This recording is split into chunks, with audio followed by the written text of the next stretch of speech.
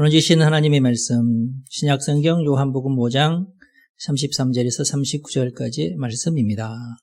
계시의 말씀을 읽을 때 하나님의 음성을 들으시기 바랍니다.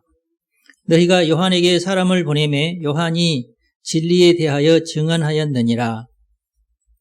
그러나 나는 사람에게서 증언을 취하지 아니하노라. 다만 이 말을 하는 것은 너희로 구원을 받게 하려 함이니라. 요한은 켜서 비추이는 등불이라. 너희가 한때 그 빛에 즐거이 있기를 원하였거니와 내게는 요한의 증거보다 더 큰 증거가 있으니 아버지께서 내게 주사 이루게 하시는 역사, 곧 내가 하는 그 역사가 아버지께서 나를 보내신 것을 나를 위하여 증언하는 것이요. 또한 나를 보내신 아버지께서 친히 나를 위하여 증언하셨느니라. 너희는 아무 때에도 그 음성을 듣지 못하였고 그 형상을 보지 못하였으며 그 말씀이 너희 속에 거하지 아니하니 이는 그가 보내신 이를 믿지 아니함이라. 너희가 성경에서 영생을 얻는 줄 생각하고 성경을 연구하거니와 이 성경이 곧 내게 대하여 증언하는 것이니라. 아멘. 성경의 증언, 이런 제목으로 말씀을 드리겠습니다. 39절에 보면 너희가 성경에서 영생을 얻는 줄 생각하고 성경을 연구하거니와 이 성경이 곧 내게 대하여 증언하는 것이니라. 이런 말씀이 나옵니다. 이때의 성경은 물론 구약 성경을 말합니다. 이 구약 성경이 예수님에 대해서 증언하고 있다 하는 그런 뜻입니다. 요한복음 5장 자체가 증언이나 증거에 관한 얘기가 많이 나와요. 예수님에 대해서 증언하는 자가 누구냐? 예수님이 하나님의 아들이심을 증명하는 그 증거가 뭐냐? 그런 것이 주제가 되어 있어요. 촉발은 베데스다 연못에 38년 된 병자를 고치시면서 촉발되었어요. 그런데 증언이나 증거가 있더라도 결국은 믿음이 있어야 증거나 증언이 효과가 있습니다. 그런데 중요한 것은 사람들의 믿음이라는 것이 자신의 유익에 따라서 휘어진다는 것이 아주 중요한 사실이죠. 그러니까 자기 속에 뭔가는 믿고 싶다는 욕망이 먼저 있다는 뜻이에요. 뭔가 내가 그걸 나는 믿고 싶어 그러면은 별 증거가 없어도 그냥 믿으려고 해요. 믿고 싶지 않으면 확실한 증거를 갖다 대도 아닐 거야 하면서 안 믿으려고 그래요. 근데 요즘만 그런 것이 아니라 인류 역사가 그랬습니다. 지금도 여전히 그렇죠. 죄를 탐닉하면 죄를 옹호하고 싶고 하나님을 사랑하면 모든 성경을 다 믿고 싶어 합니다. 그리고 내가 누구 편인지가 아주 중요해요. 내가 A 편이면 내가 A 편이라고 내 스스로 생각하면 A가 믿는 것을 나도 믿고 싶어 합니다. 사람이 그래요. 내가 만약에 무엇이 진실인지 것인지 잘 모르고 그것을 조사하려면 복잡하잖아요. 검사가 괜히 있겠습니까? 그거 한번 파헤치려고 해도 보통 어려운 게 아니죠. 그래서 섣불리 판단 내리고 싶지는 않고 연구를 통해서 또 밝혀야 되지만 그러기도 쉽지 않고 나는 이제 그런 수고로움이 싫고 그런데 A는 나보다 더 똑똑하고 나보다 더 많이 연구를 한 것 같이 보이면 나는 저 사람이 믿을 만한 사람이다. 그렇게 생각이 되면은 그 사람이 믿는 것을 나도 믿는 거예요. 사람은 되게 그렇습니다. 내가 믿는 사람이 믿는 것을 나는 그냥 믿고 싶어지는 거예요. 쉽게. 또 사람은 사실은 다 죄인이죠. 죄인인 사람의 특징은 뭐냐면 아무리 진실이라고 해도 그 진실이 나의 이해관계에서 나에게 손해가 되는 진실이다 그러면 안 믿고 싶어 합니다. 왠지 아닌 것 같고. 왜냐하면 그걸 믿고 그러면 그걸 인정을 한 다음에는 뭔가 내가 손해가 된다 싶으면은 그걸 인정하고 싶어 하지 않아요. 법정에서는 모든 죄인들이 다 그러죠. 그런데 A라는 사람과 나는 한 배를 타고 있다. 나는 그렇게 생각하면 A가 믿는 것을 나도 믿는다고 해줘야 된다. 어떤 대접 차원에서. 그래야 A도 나를 믿어줄 거 아니냐. 이런 생각을 또 해요. 그래서 이 믿음이라는 영역이 단순하지만 사실은 단순하지만은 않다. 아주 복잡한 미묘한 여러 가지 어떤 이유가 있다. 내가 뭘 믿느냐에는 이유가 분명히 있다. 순전하게 사실은 진실은 뭡니까? 선과 악을 구별해서 선을 믿는 것이 당연하고, 진리와 거짓 둘 중에 뭘 믿어야 되죠? 진리를 믿어야죠. 당연히. 그런데 우리는 죄인이고 세상의 인간관계는 굉장히 복합적으로 얽히고 설켜 있기 때문에 쉽게 내가 그것을 결정하기가 어렵다. 쉬운 게 아니다. 이 세상에 통용되고 있는 거짓말들은 그 거짓을 숨기고 싶어 합니다. 왜냐하면 거짓이기 때문에. 거짓은 아무런 사실은 영향이 없죠. 예를 들어서 위패는 결과론적으로 어떤 가치가 없죠. 위패니까. 그러나 위패가 아닌 진짜 돈인 것처럼 속여야 됩니다. 그래서 어느 정도 기간 동안 효과를 나타내요. 결국 그걸 가지고 은행에 가면은 이건 가짜 돈입니다. 그렇게 되겠죠. 그게 밝혀지기 전까지는 효과가 있어요. 그게 이제 거짓이에요. 그래서 거짓은 어쩔 수 없이 자기가 진짜인 척을 합니다. 가짜인데. 모든 거짓말은 그래서 특징이 뭐냐면 화려합니다. 내 말이 거짓말이 아니다는 것을 자꾸 여러 가지를 통해서 그걸 이제 포장을 하죠. 그럴듯하게. 놀라운 것은 대부분의 사람들이 그럴듯한 포장을 좋아한다는 거예요. 여러분들 이제 설이어서 여기저기서 뭐 선물도 받기도 하고 선물 보내기도 했겠지만은 제일 신경 쓰는 게 뭐죠? 포장이죠. 심지어는 야 이건 포장비가 더 들었을 것 같다 하는 생각이 들 정도로 포장을 아주 예쁘게 잘합니다. 크게 포장지 다 뜯겨내면 속에 있는 것은 조금밖에 없죠. 며칠 전에 누가 보낸 소고기를 제가 봤는데 소고기는 내가 보니까 1kg도 안 될 것 같아. 그죠? 아주 얇게 썰어가지고 쫙 펼쳤어요. 펼친 그 밑에는 이제 아이스팩 그 아이스팩을 감싸는 그 아이스박스. 그 아이스박스는 또 이제 좀 안 멋있으니까 그 겉을 또 멋있게 종이 포장지, 인쇄가 잘 된 포장지로 또 덮고 그 위에를 또 이제 보자기로 또 이렇게 섞어. 거짓이라고 하는 것은 본능적으로 자신을 위장합니다. 사람이 그런 걸 좋아하니까. 그래서 이처럼 위장술이 능하기 때문에 그 위장술도 능한 데다가 자신의 유익이라는 것이 또 있기 때문에 그것에 거슬러서 진리를 선택하는 것이 쉽지 않습니다. 근데 진리는 사실 포장할 필요가 없죠.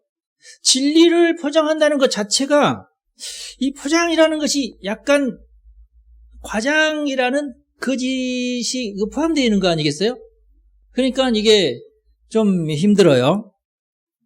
진리 입장에서는 그게 좀 꺼려지죠. 그 다음에 또 악이라고 하는 것은 위협과 세력을 거느리기 일쑤입니다. 악한 것일수록.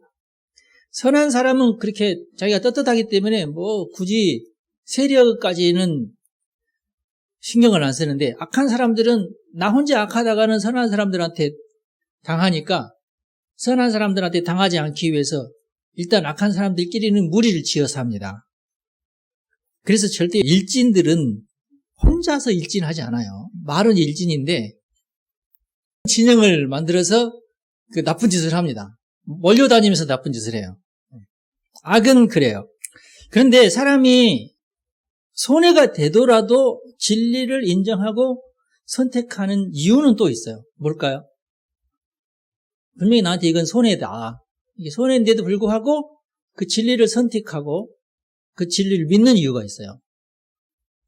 성경에 보면 그것은 사랑 때문입니다. 사랑하니까예요. 사랑하면은 손해가 되더라도 진리를 선택합니다. 왜 하나님께서 엄청난 손해를 무릅쓰고 인간을 구원하시려고 하실까요? 이유는 딱 하나밖에 없죠. 하나님이 세상을 이처럼 사랑하시기 때문입니다. 그래서 독생자를 희생하셨습니다. 물론 예수님이 죽음을 이기실 수 있는 분이기 때문이기도 했지만 30년 넘는 인간 생활을 하셔야 했고 십자가 고통을 당하셔야 됐고 멸시와 수모, 심지어 사람들이 제일 싫어하는 부끄러움까지 당하시면서 예수님께서 희생하신 것은 절대로 이게 사랑이 없이는 설명되지 않아요. 그래서 우리가 어떤 증언을 믿는다, 어떤 증거를 믿는다고 할 때에 그 믿는 것이 단순하지만은 않다는 것을 제가 서론적으로 말씀을 드린 거예요. 그래서 5장에 있는 내용 가운데 증언, 증거 이런 내용들이 많아서 제가 말씀을 드렸던 것입니다. 아까도 말씀드렸지만은 요한복음 5장은 베데스다 연못에서 38년 동안이나 병석에 누워있는 사람을 예수님께서 고쳐주셨죠. 그 사람이 고쳐달라고 하지 않았는데 가서 무조건 고쳐주셨어요. 근데 그날이 안식일이었습니다. 바리새인들은 안식일에 병을 고치는 것, 그리고 예수님이 하나님의 아버지라고 주장하는 것 때문에 트집을 잡았습니다. 안식일날 왜 병을 고치냐? 38년이나 된 병자를 고쳤는데 이걸 놀라워하고 이게 웬일이냐? 이렇게 해야 되는데 이게 너무나 당연한 인간의 반응인데 근데 왜 안식일날 고쳤지? 뭐 이런 짓을 한 거예요. 에? 또 예수야? 왜 하필이면 안식일날 고치냐고 그렇게 우리가 싫어하는데 아버지가 일하니까 나도 일한다. 하나님이 네 아버지라고? 신성모독이야 이것은. 그렇게 또 그걸고 넘어지죠.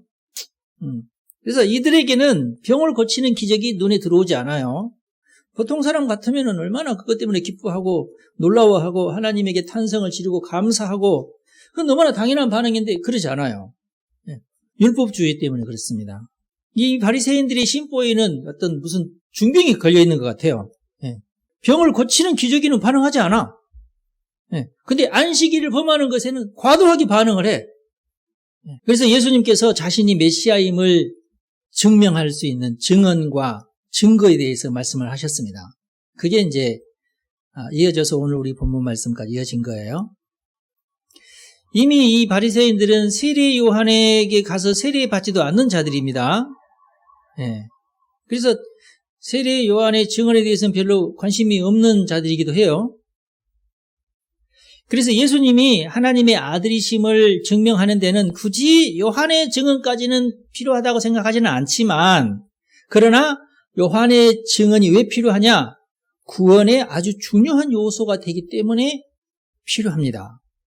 그걸 강조하신 거예요. 오늘 말씀에 보면은 33절에 있는 말씀인데요. 우리가 33절부터 읽었죠. 너희가 요한에게 사람을 보내매 요한이 진리에 대하여 증언하였느니라 그랬어요. 요한이 진리에 관하여 증언했다. 그러나 나는 사람에게서 증언을 취하지 아니하노라. 다만 이 말을 하는 것은 너희로 구원을 받게 하려 함이니라 그랬어요. 예수님이 곧 길이요 진리요 생명 그 자체이기 때문에 요한의 증언을 진리에 대한 증언이라고 예수님께서 말씀을 하신 겁니다. 요한은 진리에 대해서 증언하였기 때문이다. 그래서 내가 요한에 대해서 얘기한다. 그런 거예요.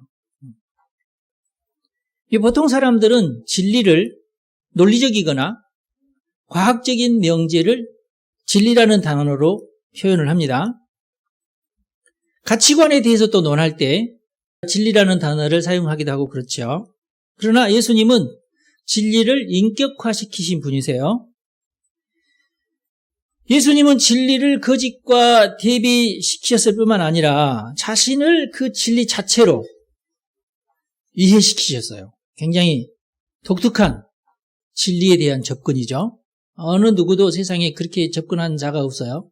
사람들은 그냥 진리를 얘기할 때 이게 진리다 이렇게 얘기하지 내가 진리다 그렇게 얘기하는 사람이 없어요. 오직 예수님만 그랬어요. 예수님 이후에 그 어느 누구도 내가 진리라고 얘기하면 그건 이제 거짓말쟁이가 되겠죠. 그리고 진리가 아닌 상대를 마귀로, 마귀가 하는 모든 말은 거짓으로 이렇게 규정을 한 거예요. 마귀가 진실 얘기해도 그것은 의도가 있다. 악한 의도가 그 속에 들어있다.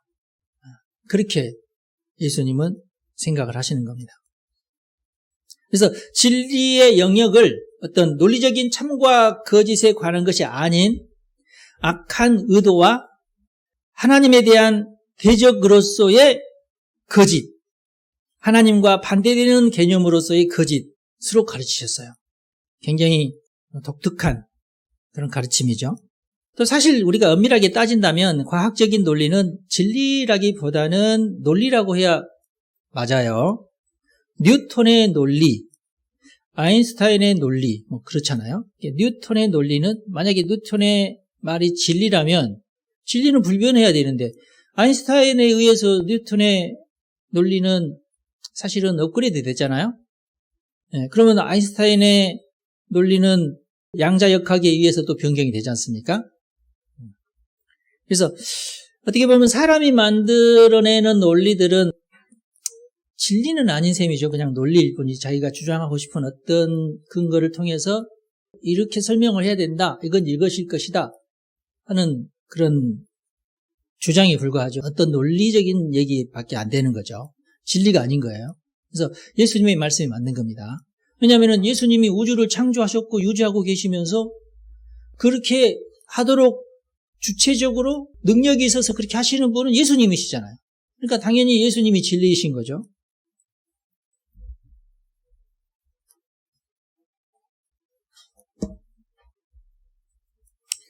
요즘에 저는 재밌는 과학 이론에 또 빠져 있는데 굉장히 젊은 우리나라 학자신데 굉장히 명쾌하게 설명을 하더라고요. 전기와 자기에 대해서, 전기와 자기의 관계에 대해서 설명을 하는데 굉장히 명쾌하고 재밌어요. 그래서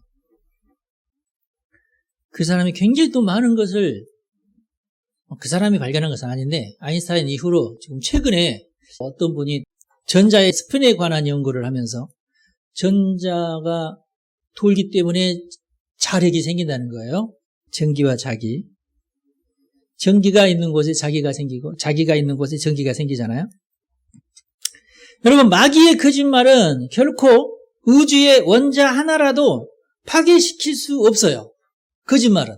근데 그 거짓말을 사람이 믿었을 때에는 사람의 영혼을 파괴시킬 수 있어요. 이 거짓말의 위력이죠. 그러니까. 그래서 거짓말이 악이 되는 것입니다. 그래서 예수님께서 주장하는 것은 뭐 요한의 증언이 아주 중요하다. 이것이 바로 진리에 대한 증언이기 때문에 중요하다. 그의 말을 믿는 것이 너희들의 구원에 아주 핵심적으로 중요한 증언이다. 그 얘기를 하기 위해서 예수님이 하나님의 아들이신 것을 뭐 요한의 말로서 증명되는 것은 분명히 아니죠. 그건 아니에요. 그런데 이제 요한은 뭘 말했어요? 이가 구약성경에서 말한 그 메시아가 바로 이 사람이다 라는 것을 증언했을 뿐이죠. 그런데 예수님은 정확하게 거기다가 진리라는 단어를 집어넣으신 거예요.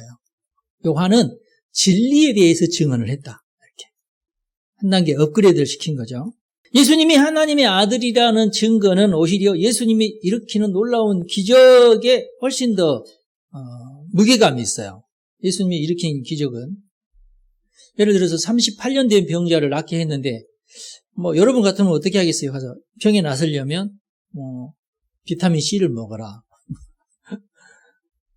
못 걸어 다니니까 다리 운동을 해라.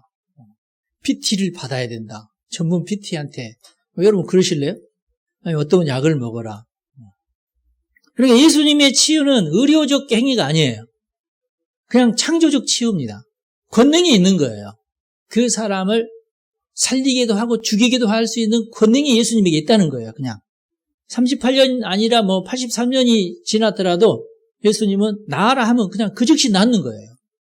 무슨 낫는데 찢어질 것 같아요. 뭐 그런 고통도 없이 일어나면 그냥 무조건 일어나는 거예요. 그냥 명령권자가 명령을 했는데 나는 힘이 없는데 그럴 수가 없어. 왜냐면은 권능이 임하니까. 그냥 무조건 낫는 거야. 이것은 그냥 창조적인 치유인 거죠. 창조적 치유. 의료적인 치유가 아니라 자연적인 치유나 생리적인 치유도 아니고 그냥 창조적인 치유인 거죠. 원래 사람을 지으신 분의 능력과 권세로 치유했다는 거니까 이런 기적을 봤는데 너희들은 왜 그 기적에 대해서 놀라지 않고 그런 기적이라면 유추를 해봐라. 논리적으로 생각을 해보면 그건 하나님으로부터 오는 하나님의 권능으로부터 오는 그 어느 누구도 행할 수 없는 기적을 너희들은 봤는데도 그걸 봤는데도 불구하고 너희들이 내가 하나님의 아들이라는 것을 왜 부정하느냐는 거예요. 증거가 너희들 앞에 보였다 지금. 그래서 이런 기적이 곧 하나님께서 예수님을 보내신 증거라는 것을 강조하셨어요. 그래서 오늘 말씀에 보면은 36절에 보니까 내게는 요한의 증거보다 더 큰 증거가 있으니 아버지께서 내게 주사 이루게 하시는 역사, 병고침이나 귀신 쫓음이나 이런 것들, 곧 내가 하는 그 역사가 하나님께서 나를 보내신 것을 나를 위하여 증언하는 것이다.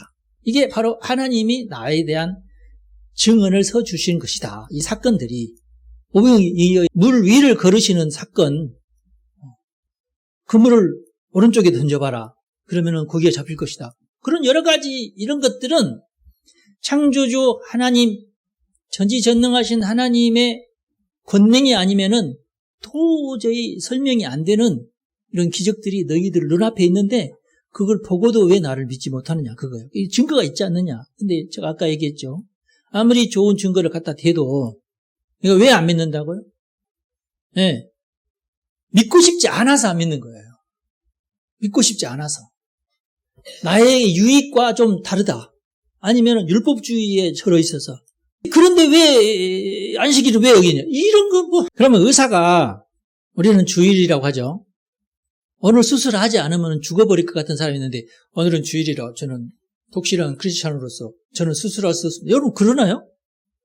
여러분 의료 행위는 사실은 돈 버는 행위가 아니에요. 사람을 살리는 행위지. 그죠? 의료 행위는. 그래서 이것을 일이라고 보기는 좀 그래요. 애매해요. 그래서 이것은 또 면세예요. 또 모든 의료 행위는. 그냥 희생적인 어떤 본인이 가지고 있는 기술과 능력으로 그 사람을 살리는 행위다. 그래서 모든 의사들은 면세업자예요. 그래서 율법주의라는 것이 얼마나 참 악독한 것인지 제가 왜 율법주의하고 이렇게 계속 싸우는지 여러분들이 이해를 해주시기를 바랍니다. 단순히 자기들이 정한 안식일 계명을 어겼다니까 성경을 자세히 보면은 안식일에 뭐 거적대기를 들고 걸어가지 마라 그런 규정은 성경에 없어요. 그냥 자기들이 만들어낸 거예요. 바리새인들이. 안식일에는 병자를 고치지 마라 그런 규정도 성경에는 없어요. 유추해서 해석할 만한 것이 뭐냐면은 안식일에 만약에 송아지가 구덩이에 빠졌으면 그 다음날 건져내라 이런 말이 없어요. 안식일에 송아지가 구덩이에 빠졌으면 건져내 줘라. 송아지일지라도 그 구덩이 속에서 애가 얼마나 힘들겠느냐.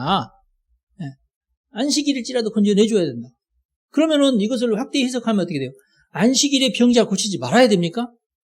기다려, 나 오늘 저녁에 그러면 너랑 같이 여기서 잠을 자고 내일 안식일이 지난 다음 날 내가 너를 고쳐줄게. 우리 같이 자자. 여러분 그래요? 웃기지? 그냥 고칠 수 있는데 송아지도 건져내는데 그게 이제 예수님의 논리거든요. 단지 예수님의 신정을 인정하고 싶지 않고 믿고 싶지 않아서 그러는 거예요. 그냥. 근데 예수님은 그 바리새인들 중에서라도 몇 명은 구원하고 싶어 하셨죠. 그래서 그들과의 논쟁을 계속 하셨던 겁니다. 그래서 정말 바리새인들 중에 몇 명은 예수님의 제자가 되었죠. 나다나엘도 그렇고 아리마대 요셉도 그렇고 성경에 보면은 그 뒤에 이제 사도행전에도 보면은 수많은 바리새인들이 이제 예수님의 제자가 됐다는 그런 증언도 있고 그러잖아요. 그러니까 그 중에 율법주의에 빠져 있지만은 그 중에 몇 명은 건져내고 싶으신 예수님의 마음을 우리가 여기서 읽을 수가 있습니다.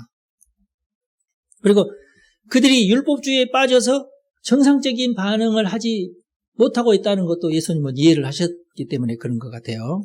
근데 이제 오늘 결론적인 것은 이제 성경의 증언인데 보통 바리새인들은 성경학자들이잖아요. 근데 그들 중에 진실한 자들이 분명히 있고 진리에 목마른 자들이 분명히 있습니다. 그래서 그런 자들은 예수님을 하나님의 아들로 인정을 했죠.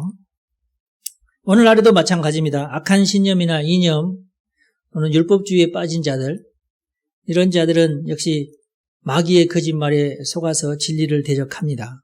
근데 그들은 자신이 악한 줄도 몰라요. 그들은 자신감에 차서 크게 소리를 막 지르고 떼창을 하고 막 떼를 지어 다니면서 허망한 주장을 부르짖고 자신들이 곧 정의라고 막 주장하고 근데 하나님이 보실 때는 그냥 마귀의 주장을 믿고 따르는 무리들에 불과하죠. 왜 그들은 예수님이 일으키시는 각종 기적을 보면서도 그 증거를 거듭 확인하면서도 여전히 믿지 못할까요? 그것은 예수님이 곧 진리라는 것을 믿지 않으려고 하기 때문에 그렇습니다. 그래서 충분히 그럴 만한 증거가 있는데도 불구하고 안 믿는 것은 일부러 고집스럽게 악한 의도로 믿지 않으려고 하는 것이죠. 여러분 주변에도 그런 사람들 많아요. 충분히 예수 믿을 만한데 일부러 악한 의도로 믿지 않으려고 하죠.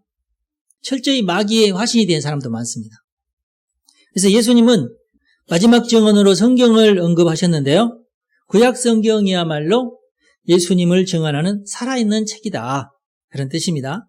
성경은 영생에 대한 전문서적이죠. 역사서이기도 하고 법전이기도 하고 율법서이기도 하고 교훈집이기도 하고 예언서이기도 하고 시가서이기도 하고 막 그러지만 전체적인 포커스는 영생에 관한 거죠. 영생에 대해서 설명하기 위해서 역사나 율법이나 교훈이나 이런 것들을 기록한 책이 성경입니다. 구약 성경의 핵심은 이 영생이 결국은 메시아에 집중이 되도록 쓰여져 있죠. 이제 기승전 메시아입니다. 구약 성경은 메시아가 와서 영생을 완성한다 하는 것이 구약 성경의 주 이제 그 테마입니다. 그래서 당시에 성경을 가장 많이 알고 있다고 알려져 있는 그룹이 이제 바리새인들 그룹 아닙니까? 그래서 그들에게 깨우쳐 주려고 하시는 겁니다. 성경을 가장 잘 알고 있으니까 성경에 대해서 말씀을 하신 거예요. 오늘 우리가 마지막으로 읽은 말씀, 너희가 성경에서 영생을 얻는 줄 생각하고 성경을 연구하거니와 이 성경이 곧 내게 대하여 증언하는 것이니라. 이념에 사로잡히면 온 세상을 이념 중심으로 이해하려고 하지만 오직 성령에 사로잡히면 성령에 사로잡혀서 성경을 보면 진리 되신 예수님을 발견하게 됩니다. 다른 방법이 없어요. 오직 예수님이 하나님의 아들이신 것을 믿어야 됩니다. 그리고 예수님이 진리 그 자체인 것을 믿어야 돼요. 다른 방법이 없어요. 다른 어떤 것으로 설명하려고 해도 적절한 설명이 되지 않아요. 오직 믿음으로만 그게 또 내게 접수가 돼요. 믿어야지 돼요. 어떤 증거를 갖다 댄다고 해도 믿지 않으면 사실 소용이 없어요. 믿어야지만 됩니다. 믿으면 영생을 해요. 예수님을 믿으면 영생을 합니다. 거짓된 진리에서 벗어나는 길, 율법주의에서 벗어나는 길, 참된 구원을 얻고 영생을 얻는 길, 그건 예수밖에 없어요.